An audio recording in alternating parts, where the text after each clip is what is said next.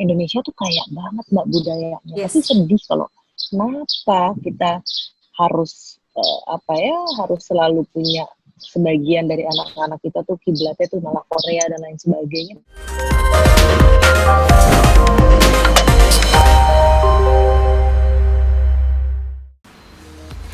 Halo, balik lagi di Polling, podcast keliling. Hari ini gue akan ngobrol sama salah satu aktris Indonesia yang kayaknya tuh udah lama kita nggak lihat dia di layar. Tapi jangan salah, aktris yang satu ini tuh punya banyak aktivitas di balik layar. Dia juga sekarang itu lagi komit banget untuk memperbaiki atau membuat ekosistem industri kreatif Indonesia itu jadi semakin baik lagi ke depannya. Siapa dia? Kita langsung aja ngobrol sama Marcella Zalianty. Halo Mbak Marcella, apa kabar nih? Halo, alhamdulillah Mbak baik. Kalau lagi pandemi gini kayaknya nanya kabar tuh bener-bener penting banget ya, dan nggak basa-basi sih. Betul. Iya, nggak basa-basi. Terus jawaban sehat itu nilainya menjadi sangat berbeda. Banget, iya banget. Gitu. Nah ini kalau misalnya tadi aku di opening itu aku bilang aktris kita yang satu ini kayaknya tuh udah lama banget kita nggak lihat di layar gitu, tapi Mbak Marcella ini punya segudang aktivitas di balik layar, bener ya? Iya. Nah ini bisa diceritain nggak sih Mbak apa aja? Kalau misalnya lihat dari bio Instagram itu ada Parvi 56 ya kan, ada Kiana dan juga Indiscope gitu. Mungkin bisa diceritain dulu kegiatannya sekarang itu ngapain aja sih Mbak? Iya, sebetulnya kegiatan aku betul ya, aku tuh kayak multi peran, multi fungsi, terus juga multi organisasi mungkin ya. Jadi semuanya tapi berdasarkan passion, masih punya basis kebudayaan, masih berhubungan bertoleransi dengan kesenian gitu kan. Bahwa ya sekarang aku ketua umum Parvi. Jadi mau tidak mau harus mengurusi lah pokoknya banyak orang, terus juga yang memikirkan tentang aktor dan bagaimana ekosistem perfilman. Terus aku juga di Kadin ini adalah ketua Pokja untuk seni dan kebudayaan gitu kan. Jadi film juga menjadi satu bagian di dalamnya. Jadi hal-hal yang terkait advokasi mengenai perfilman gitu kan, bagaimana memikirkan industri perfilman, memberikan masukan-masukan dan regulasi yang kira-kira masukan-masukan untuk regulasi yang baik gitu. Dari situ juga. Lalu di Kiana sendiri itu my passion, dan awalnya aku memang mungkin berada di balik layar itu dari Kiana. Dimulai dari Kiana Film yang aku dirikan pada saat itu karena aku mau membuat film bersama Mas Eros Garret. Lalu aku juga memang selain seni peran atau berakting, aku tuh juga selalu kayak punya rasa, punya kegelisahan ingin menyampaikan sesuatu lewat film gitu ya. Jadi ya aku pikir ini memang harus kita belajar memproduseri, kita belajar bikin film sendiri juga untuk kita bisa menyampaikan gagasan kita. Terus terakhir Indiscope ya, karena semua aktivitas ini kita memahami apa sih kebutuhan persoalan dalam ekosistem perfilman, itu salah satunya adalah infrastruktur bioskop gitu. Aku selalu berpikir dan sepakat gitu bahwa film itu satu bagian daripada produk yang impact-nya tuh cukup paling besar ya, punya peran paling besar juga. Kenapa? Karena film ini kita bisa dengan film karena dengan film itu kita bisa mengenal perjalanan peradaban sebuah bangsa. Benar. Film itu juga membuat kita mengenal kebudayaan satu sama lain, yang mana Indonesia ini punya grup etnikal yang luar biasa. Ya, punya suku etnis itu yang begitu banyak. Jadi salah satunya dengan film kita saling mengenal etnis masing-masing sehingga kita menghargai yang namanya keberagaman. Kita menghargai dan memahami apa sih arti kebinekaan. Dan itu adalah sebuah kekuatan kita, gitu kan. Itu salah satunya lewat film. Terus juga bagaimana film atau kesenian apapun itu ya, harus bisa disampaikan, harus bisa dinikmati oleh seluruh lapisan masyarakat, seluas-luasnya, tidak hanya lapisan tertentu. Itulah Nah, kenapa sekarang ada ini, Indiscope. kenapa ada Indiscope, bioskop rakyat untuk semua lapisan masyarakat.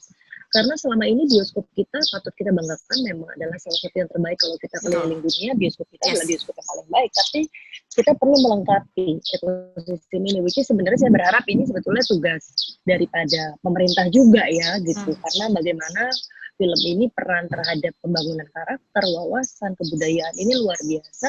Dan bagaimana ini bisa sampai ke seluruh masyarakat yang populasinya dengan letak geografis yang seperti ini gitu. Tapi saya pikir ya kita sebagai anak bangsa, kita yang mencintai juga profesi kita ya, bagaimana ingin perfilman Indonesia itu maju, bagaimana ingin anak bangsa ini juga cerdas dari film-film kayak atas dasar kesenian atau atas dasar film-film yang disampaikan, itu juga ya akhirnya berperan, berpikir gimana nih caranya, ya kita juga harus berusaha kita menghadirkan ruang tersebut ya, which is lewat Indiscope. Jadi Indiscope ini lahir tidak hanya menjadi ruang nonton, tapi saya punya mimpi untuk bagaimana masyarakat Indonesia itu juga bisa tumbuh karya-karya lokal, kearifan-kearifan lokal dari daerah. Mereka tidak hanya jadi penonton, tapi mereka bisa jadi pemain, mereka bisa jadi kreator. Jadi saya pengen ini punya social impact, ya, tidak hanya sekedar membangun sebuah ruang nonton. Oke, jadi memang Mbak Marcella juga selalu mention bahwa Indiscope ini bukan hanya sekedar tempat untuk nonton, tapi lebih kayak creative hub gitu ya. Sebenarnya apa yang kita jalankan sekarang ya, kayak ruang kreatif yang seharusnya ada di Indiscope tidak memungkinkan karena pandemi, dan Indiscope kemarin juga baru satu titik prototipe-nya. Akhirnya kita transformasi ke ruang digital. Sebenarnya pandemi ini juga ada hikmahnya, makanya kita bikin Indiscope Online Festival Indonesia Bangkit, tema besarnya. Dan spiritnya adalah dari rumah untuk Indonesia. Ini adalah kayak semacam semangat gotong royong, kolaborasi untuk menjaga optimisme, menunjukkan bahwa bagaimana kita tetap produktif, kita tetap harus kreatif dari rumah, sebagai medium literasi, juga sebagai medium berbagi. Jadilah Indiscope Online Festival yang mana ada program Indis Class, kelas-kelas langsung dari masternya, Indis Talk, program talk show yang dimana ya tokoh-tokoh perfilman ini dapat langsung berbagi, sharing, dan membuat sebuah pesan dan memberikan mungkin tawaran solusi-solusi.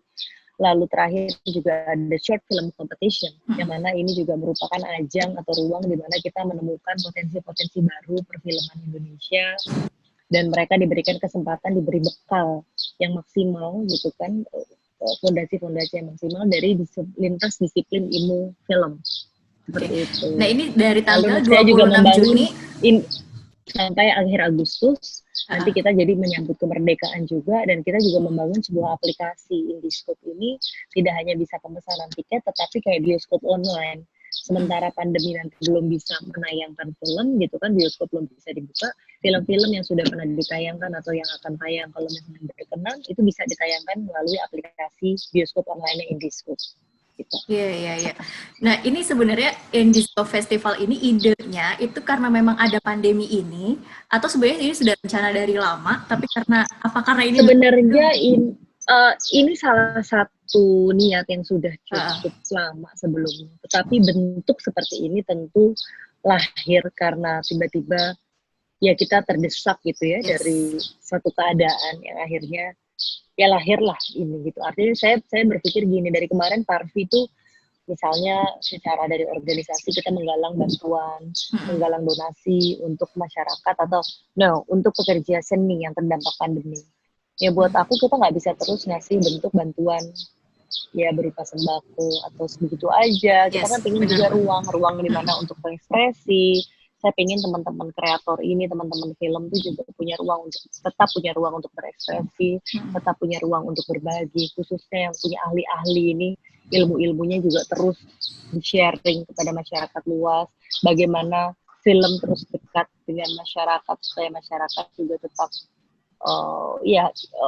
punya rasa keinginan untuk terus menanti film Indonesia atau menonton film Indonesia dengan cara-cara yang lain ya, yang diadaptasi seperti sekarang dengan memanfaatkan teknologi digital. Jadi di dalam teknologi digital jangan kita jadi korban, tapi bagaimana kita memanfaatkan era 4.0 ini menjadi impactful.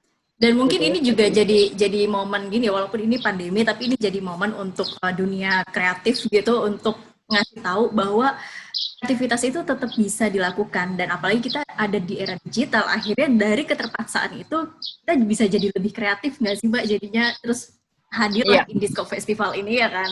iya iya, seperti itu. Kadang-kadang kreativitas yang selama ini tidak terpikirkan pada masa sebelumnya tuh di pandemi bisa lahir. Itu Iya. sebenarnya salah satu juga hikmah menurut saya ya, gitu. Nah Gitu ini kan, selain karena bisa nonton ya, film Indonesia, ya. ada apa lagi rangkaian acara yang ada di Indiscope Festival? Jadi indie screening itu kan ada pada saat nanti nonton film Indonesia, tapi sekarang ini telah berlangsung Indies Class. Jadi kelas-kelas berbagai disiplin lintas disiplin ilmu perfilman, belajar langsung dari ahlinya seperti bisnis film kemarin dengan Angga Sasongko, lalu storytelling class dengan Shesha ex Disney, salah satu sahabat saya yang bekerja 15 tahun lebih di Disney. Terus juga ada kelas acting, yaitu dari kita kolaborasi dengan Parti 56 karena kebetulan ya saya juga ketuanya, bahwa kita mengedepankan bahwa ilmu acting ini penting gitu ya, untuk juga selalu dipelajari, dan bagaimana para empuk-empuknya acting ini juga punya ruang untuk berbagi, saling melengkapi, seperti itu. Itu ada Mas Slamet Raharjo, Reza Rahadian, Ine Febrianti, Rifnu Wikana, terus Chelsea Islan, Tante Nini Alfarim, dan Bang Yusri Rizal Manuel, juga Mas Yayu, dan lain-lain ya, untuk berbagi tidak hanya teori, teknis, tapi juga pengalaman. Om Risa Hitapi juga dari pengalamannya yang tentu berbeda-beda dan saling menyangkapi. Terus lalu ada program Indie Stop yang akan tayang seminggu sekali, kayaknya setiap hari Sabtu gitu ya. Itu di YouTube channelnya Indiscope, itu tokoh-tokoh perfilman, talk show berbagi, sharing, memberikan masukan, menawarkan sebuah solusi, seperti itu. Tidak hanya menghibur, tapi juga harusnya punya pesan-pesan yang penting ya. Lalu short film competition yang saya pikir akan paling ditunggu oleh semuanya, karena hadiahnya akan cukup menarik, dan saya juga ingin nanti setelah ini kita ada proses paskanya ya, jadi kayak pendampingan gitu. Jadi tidak hanya lepas begitu saja ya, insya Allah mudah-mudahan, tapi ini tidak mungkin bisa terlaksana tanpa dukungan semua pihak, tanpa gotong royong kita semua. Alhamdulillah saya didukung oleh Mandiri, terus Indika Foundation, semua beberapa kementerian terkait ya, Kemendikbud, Kemenkominfo, Kemenparekraf, juga dari Parvi sendiri, Kadin, Siberkreasi yang bergerak di dalam digital, terus juga Kompas, semua nih media-media partner yang juga memberikan dukungan pada kita, itu sangat penting dan sangat berarti. Inilah konsep daripada gotong royong. Yes. Untuk menjaga optimisme di tengah pandemi. Oke, aku tertarik sama tadi ada ini ya, kayak kelas untuk bisnis film gitu ya, tentang bisnis film. Yeah. Kebanyakan Mbak, ketika kita ngomongin ingin terjun di dunia film, masyarakat kita itu pasti akan kebayangnya adalah creating, menjadi sutradara atau menjadi actor atau acting. Jadi bisnis film itu pasti sekarang tuh masih dipegang oleh ya yang kita tahu lah PH-PH besar seperti itu. Ini akan membangun satu ekosistem baru nggak sih untuk perfilman Indonesia kalau talk show mengenai bisnis film ini akan semakin dibanyakin lagi gitu? Saya pikir ini bisa jadi ruang yang tidak hanya untuk berbagi, tapi mudah-mudahan menjadi ruang yang bisa memberikan impact, bisa menghasilkan sesuatu.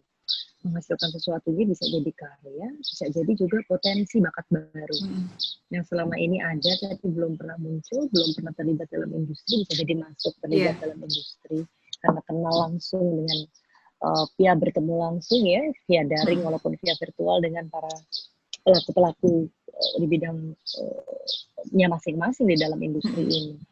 Jadi menurut saya ya kita lihat, tapi saya positif banget sih, saya optimis bahwa ini insya Allah akan menghasilkan sesuatu, dan saya berharap dukungan semua pihak yang sama untuk terus mendukung agar kita bisa menyelenggarakannya kemudian lagi gitu. By the way, ini kan timeline-nya agak panjang ya Mbak, dari 26 Juni sampai 31 Agustus ya? Iya. Kenapa sepanjang 3 bulan? 3 bulan gitu. Karena kelasnya aja tadi saya bilang banyak kan.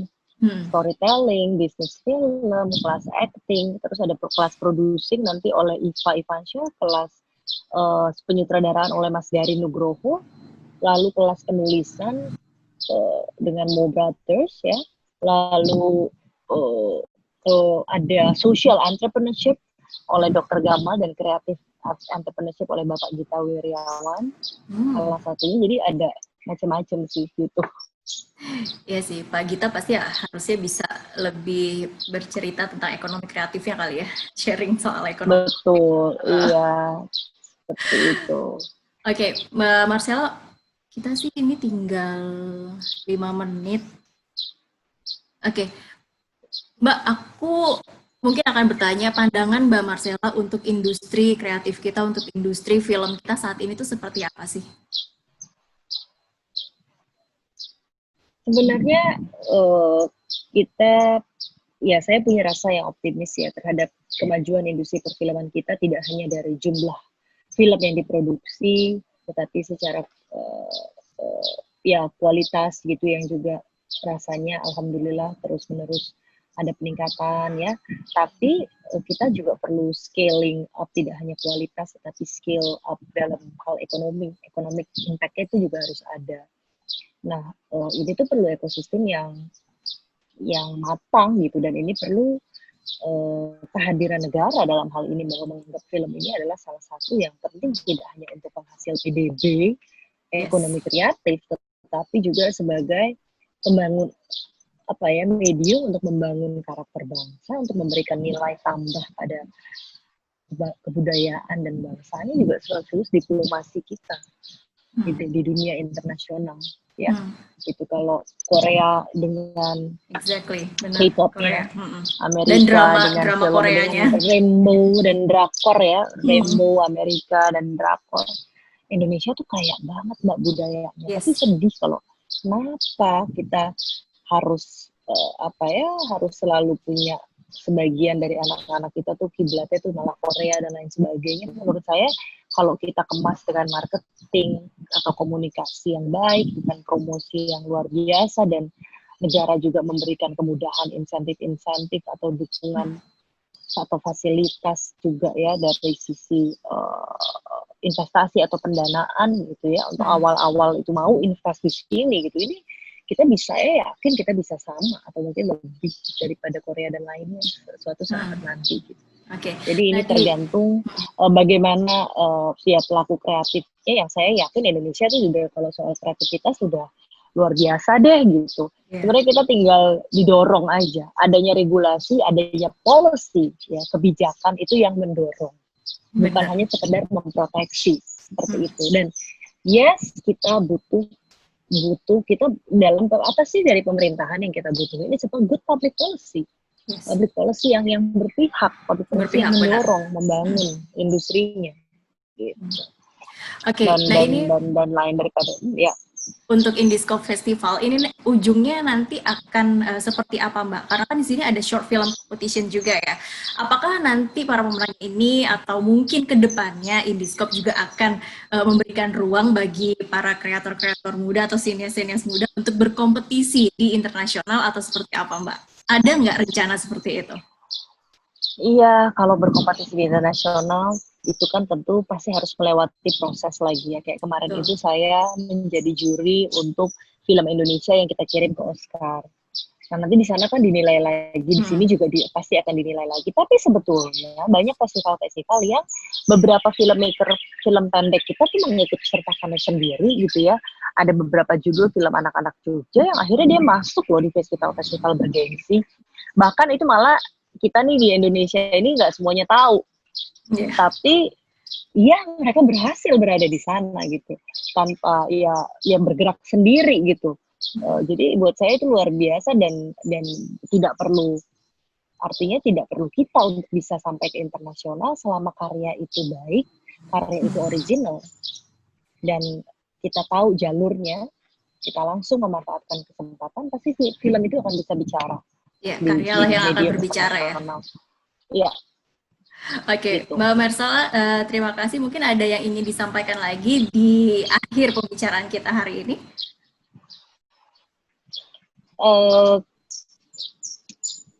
Ya, di akhir pembicaraan ini saya mungkin menyampaikan bahwa yang terpenting adalah kita sebagai generasi muda terus kreatif, terus produktif untuk supaya kita bisa mendukung bagaimana Indonesia ini nanti bisa mencapai Indonesia